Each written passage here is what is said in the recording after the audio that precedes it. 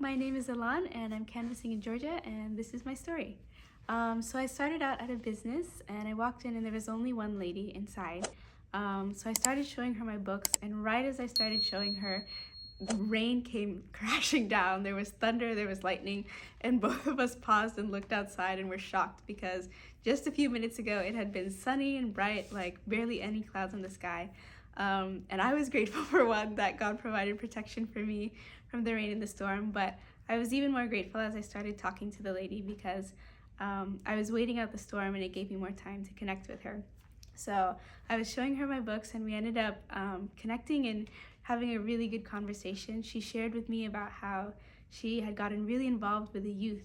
in her area and wanting to encourage them to build like spiritual communities and spiritual relationship, especially with mentors, because that was something that she lacked personally in her own life. And so as we were connecting with that, one of the books that she ended up being really drawn to was The Great Controversy, because she really wanted to be able to share that book with her youth, with her family and with her friends, and just be able to encourage them to search the Bible for the truth,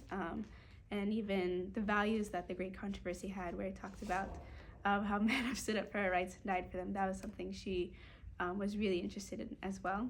So at the end, she ended up at first only being interested in The Great Controversy, but when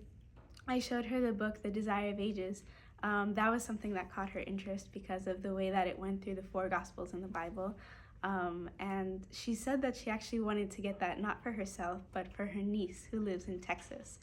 And I remember that moment really stood out to me because I think it was either that day or that week that our leader had given a worship thought about the value of the books. She shared an Ellen G. White quote about how, I think it's specifically The Great Controversy, but the books in general are valuable more than gold and silver. And so to be able to see that this lady truly saw the value in the book, so much so that she would not just pay the price of the book, but pay the cost it would take to ship the book to Texas, all the way to her niece, to help her encourage her to have a spiritual relationship with Jesus, to be able to just dive into the Word and know more about God, really was something that I walked away with and kept my energy and my spirit high throughout the rest of the day. And it made me so grateful to the experience to canvas and be able to share this experience with you.